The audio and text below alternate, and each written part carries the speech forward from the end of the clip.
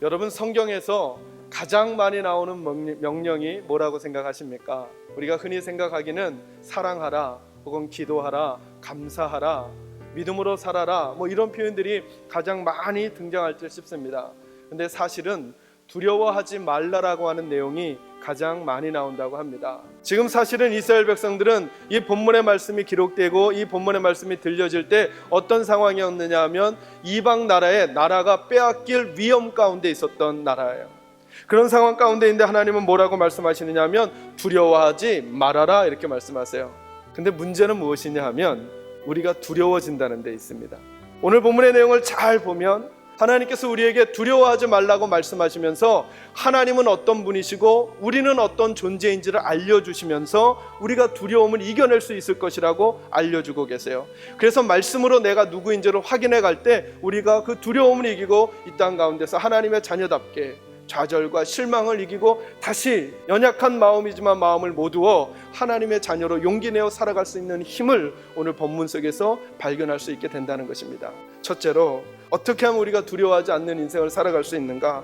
오늘 하나님은 이렇게 말씀하십니다. 하나님께서 우리를 창조하셨기 때문에 두려워하지 말라고 말씀하십니다. 하나님은 하나님께서 우리를 만드셨으니까 너희가 고통 가운데서도 담대하고 두려워하지 말라고 말씀하세요. 하나님이 우리를 만드셨다는 것이 도대체 무슨 의미이길래 하나님이 이렇게 말씀하시는 걸까?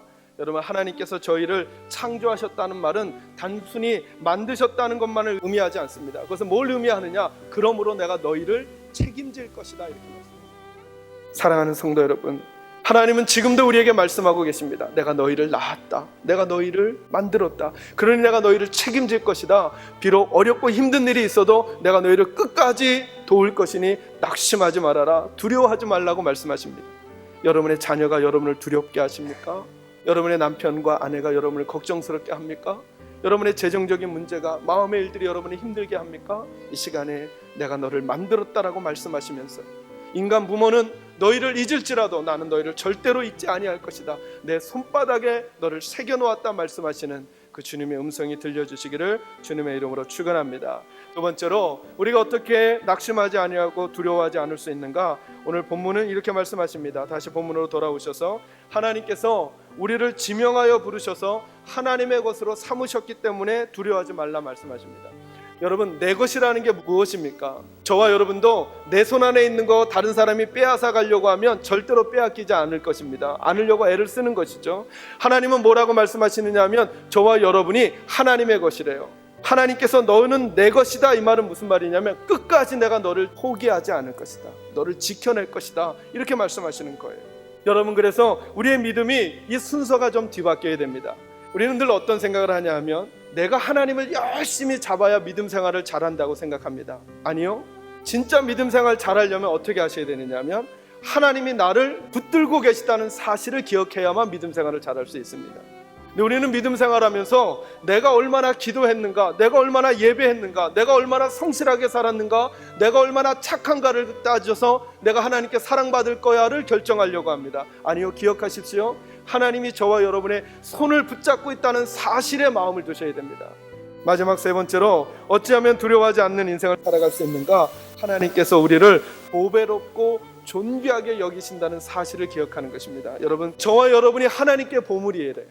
그냥 하나님 우리를 어떻게 보호하시기를 원하시느냐 하면 우리를 그처럼 싸고 싸매고, 그래서 하나님의 품 안에 우리를 안으셔서 우리에게 고난과 역경과 바람과 파도가 치겠지만 거기를 우리를 안고 가시겠다고 하나님 우리에게 약속해 주고 계시는 거예요. 그러니 지금 우리가 가고 있는 이 길, 우리 혼자 가는 게 아니라 우리를 보배롭고 존귀하게 여기시는 하나님과 함께 가니 두려워하지 말라 말씀하시는 거예요. 여러분, 내가 누구인지를 말씀 안에서 찾으셔야 됩니다. 내가 생각하는 나, 혹은 남들이 말하는 나가 아니라 하나님께서 말씀하시는 나. 오늘 하나님은 누구이시고 그 하나님께 우리는 어떤 존재인지를 말씀해 주시면서 용기와 힘을 내라고 말씀해 주세요. 여러분은 여러분의 가치를 어떻다고 생각하셨습니까? 여러분, 어떤 모습이 여러분의 전부라고 생각하셨습니까? 근데 하나님은 우리를 뭐라고 말씀하시느냐 하면 내가 너희를 만들었다, 너희는 내게 너무나 보배롭고 존귀하단다, 내가 너희를 끝까지 책임질 것이며 나의 것으로 삼았단다 말씀하십니다. 여러분의 가치를 마음에 품으시고 여러분의 삶을 낙심하거나 좌절하거나 포기하는 삶이 아니라 역경 가운데 다시 소망을 가지고 주님의 마음으로 여러분의 인생과 가정을 아름답게 꾸며가시고 소중하게 꾸며가시는 저와 여러분 모두가 되시기를 주님의 이름으로 축원합니다.